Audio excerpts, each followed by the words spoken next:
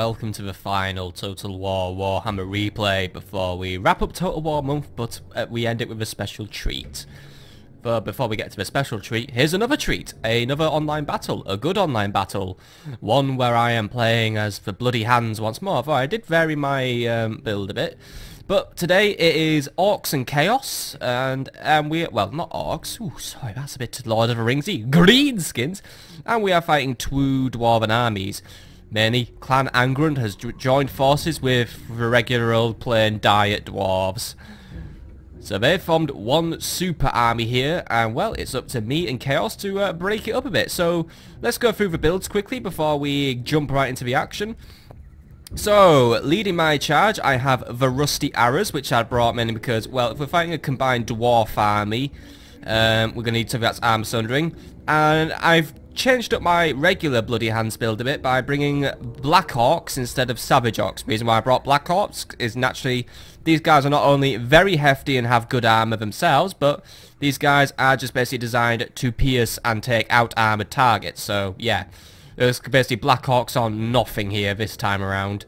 And then on my next line, I've got two lovely Squig Herds because their armor piercing and just useful. And also my ally advised me to bring Squig Herds rather than Squig Hoppers, which I'd originally brought, because my ally was a really nice person who was helping me out to be not so newbie anymore. Leading my army, I have the one and only Wurzag, armed with his Law of the Big War. I also have the Hammer of Gork once more, and the Crimson Killers who are armed to the teeth with their brilliant things. 3 units of Savage Orc Arrow Boys, because I can't bring multiple Rusty Arrows, of course. I thought I'd just bring my Savage Orc Arrow Boys because I like these guys, and also they are quite hardy in a one-on-one fight in melee anyway.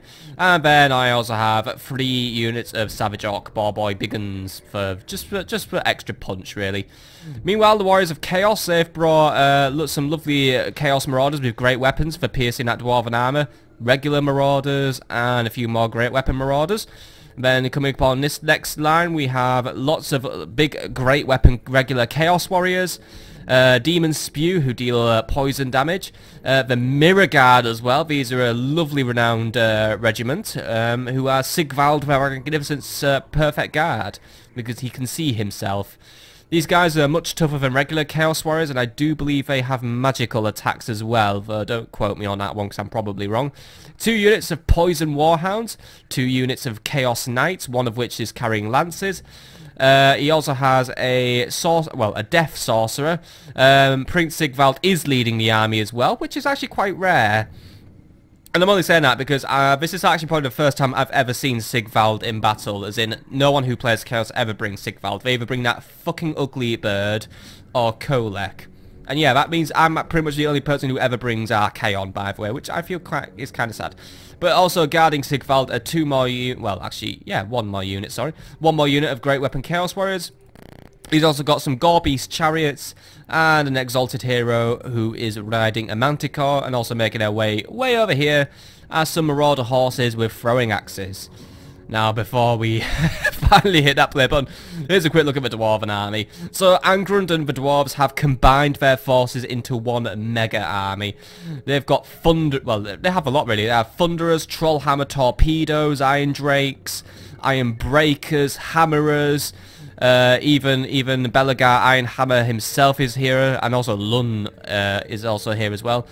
Thanes, Warriors, Quarrelers. There isn't really too much specific discovery. This is a pretty standard Dwarven build, but there are, I mean, things of note. There are, and actually we'll hit play. There are organ guns here, 2 of which are.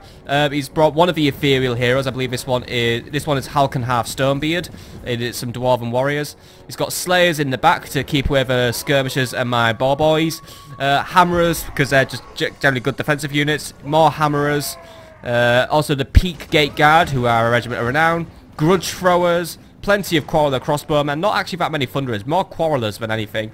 Dragonback Slayers, regular Dwarf Warriors, Longbeards, and also Ungrim Iron Fist for Slayer King. So, it's a pretty strong Dwarven army.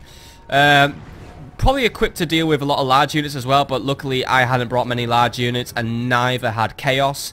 And, well, we'll just get into this one. Now, this was actually one of those rare battles where everyone was in really strong communication with each other. I was in constant communication with my ally. We were helping each other out. And the dwarves were very, very well coordinated in this battle.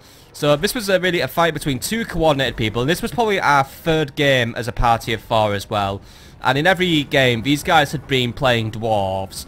And we had been switching up our factions. I think I'd used Wood Elves, Aguilon. I think I'd also used Beastmen at some point. But this time we were determined to absolutely break the dwarves. So I said, right, I'll go Bloody Hands. And he's going to go Warriors of Chaos. And we're going to just basically break these dwarves in 2 and stop their massive win streak over us.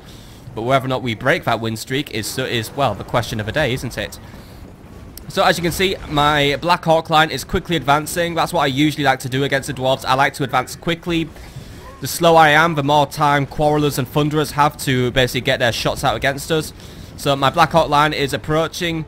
Lun Ironhammer himself is now just waiting for something to do. He's got some Dwarf Warriors guarding him.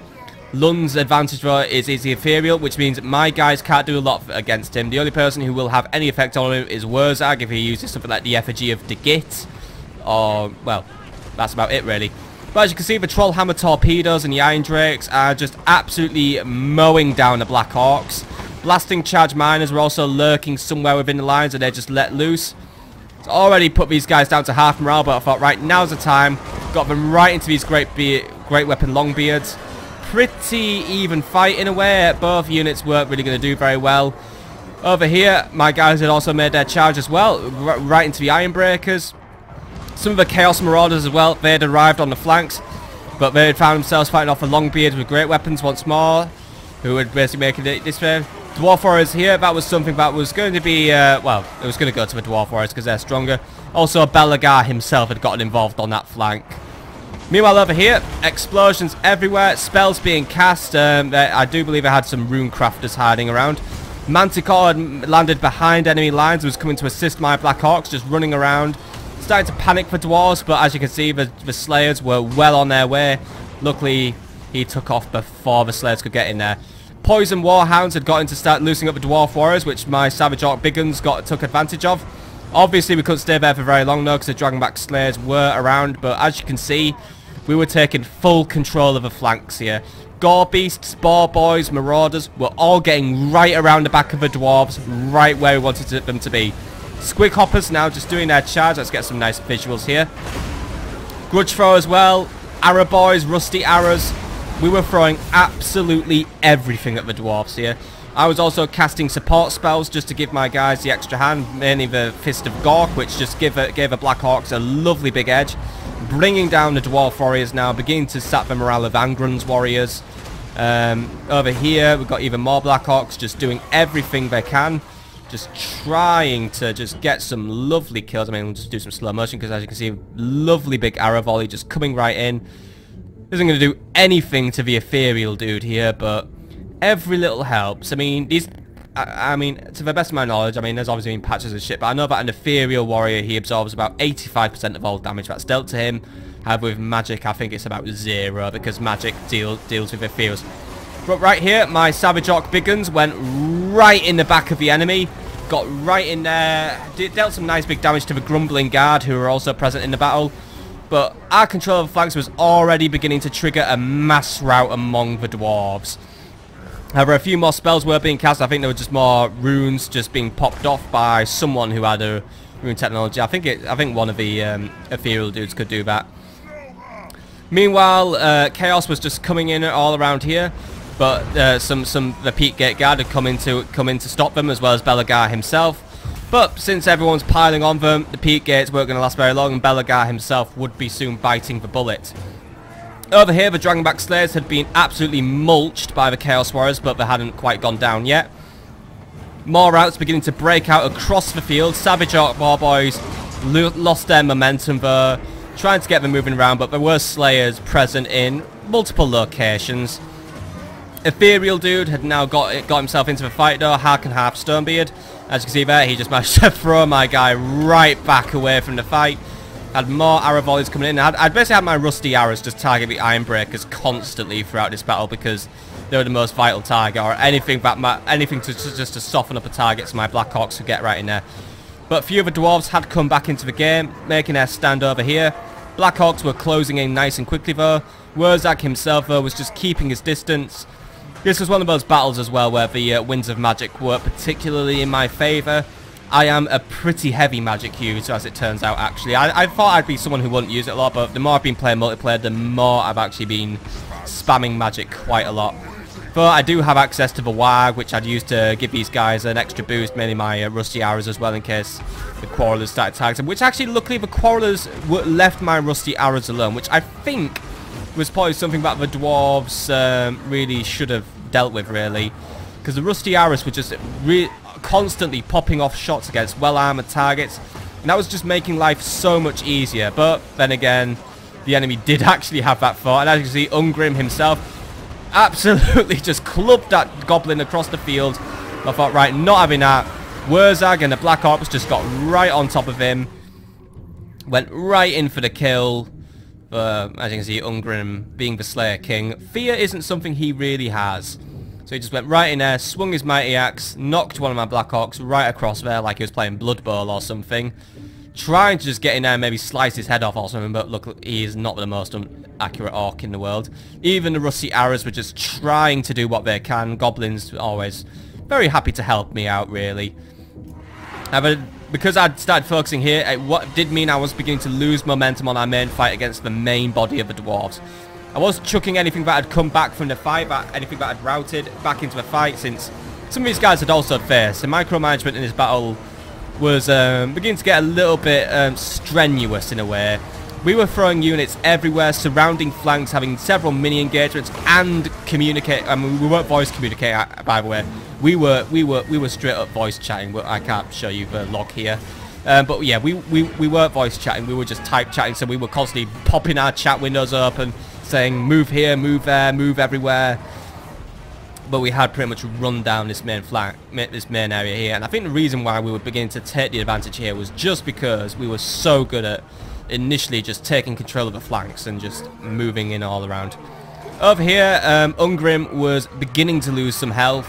As you can see, even the Savage Orc Arrow Boys had now joined the fight just to try and get some respite to my Rusty Arrows. My Rusty Arrows were actually doing quite well in the fight anyway, but as you can see, we were beginning to lose health and heart. I think it would have been smarter in hindsight if I'd moved them out earlier, because as you can see, some of the Black Hawks were now just doing a runner, and I think also Wurzak himself actually perished in this engagement, because no, he's actually here. He'd routed for a little bit, but he did still have time to pop off some more spells. As you can see there, he just popped off his nice little big missile spell there, which I believe is the Gaze of Gork or the Gaze of Mork. It's one of those two. But yeah, since I was popping off a low-level big War spells, the Winds of Magic were really, really low at this point. I mean, they weren't high to begin with. I basically had enough to do, just to do basically a Wag spell, and that was about it, really. But over here, had more of my guys just moving around. Chaos Knights absolutely mowing everything down. Sigvald himself actually had barely lost any health. He had just been walking around, just killing everything that he'd seen fit. Over here, the Ethereal Thanes were just trying to get back into the fight. Other Thanes who were Ethereal were also just trying to do their things. Belagar himself was still in the fight, but barely. Just, he beheaded that guy quite well, actually. But the Mirror Guard and the Knights just kept him suppressed, kept him away from supporting his men. And since we knew if Belagar dies or routs, then we would take the advantage and continue breaking these dwarves up, because as you can see now, there is very little of them left. Few Slayers and Warriors just running around the area, but those Ethereal Fans as well, like Lund Ironhammer, was still running around, being a bit of a pain in the neck. Squigs over here, these Squigs have done very well, except for that one. Well, actually, he did very well. He blew up and he still lived. But they were just really on mop-up duty. Boar Boys, I'd actually managed to start micromanaging quite well, because I decided, you know what, I don't need to continue watching Ungrim get wrecked. Let's continue watching Ungrim get wrecked, by the way. He is just about to die at this point, as you can see. Well, if you saw his health bar. But yeah, I had just put everything that wasn't really doing anything on him. Left the Boar Boys and a few Black Hawks just to clean up the already routing Dwarven body. Just thought, he's the priority. while Chaos takes on Belagar, we'll take on Ungrim. But Ungrim was still very, very capable, even when he's near death. I mean, he's probably not a trait in this game, but he's basically one of those kind of guys who would fight even harder if he was starting to bite for bullet, basically.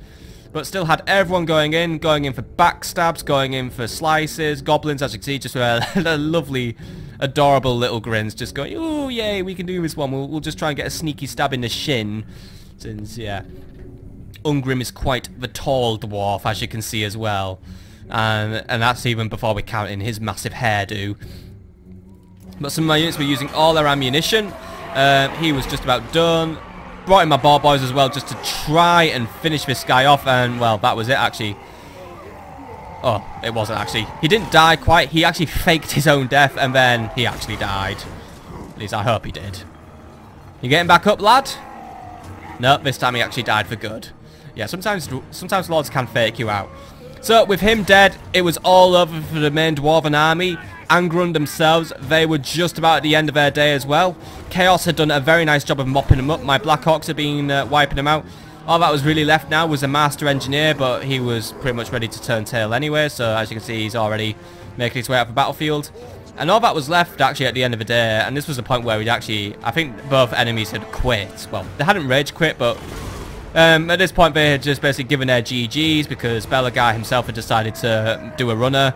Mirrorguard were just working over these guys, but as you can see, both of these guys, well, Lun himself was still at full health, well, Lun hadn't done a lot. Hark and Harfer had only just reached half health, and he'd engaged a lot of units. And we decided at this point that, yeah, I was popping off any magic spells I had left, but at this point we just declared GG. Did the effigy of a git just to pin him down and let my squigs move in and do what we could, but we just decided, yeah, that's the end of it. Just these two guys left. They're ethereal, and well, they're not only ethereal, these guys are actually unbreakable, so they just wouldn't leave until the battle ended. So just because they were going to take the piss, we just decided, yeah, we'll just chuck everything at them, just finish them off. We basically won the battle. Even if we somehow lost from this, we just knew that, well, you know what, we'll just call it a win anyway, because it is a win. We'd won fair and square. The main armies were wiped out. 2 ghost tags are going to stop the ever-growing hordes of chaos and the bloody hands. So he just went in there, trying to do what he could, but at the end of the day, we broke the dwarves. We found the secret to breaking the dwarves, but it was definitely a Pyrrhic victory. Very close on both accounts. Well, Chaos themselves actually came out much better than I did. But it was a really fun battle because it was one of those battles where not only were all 4 of us just getting on and having a really fun time, just talking. Even when the battle was ending, we actually just started chatting idly about Rome, Total War and stuff.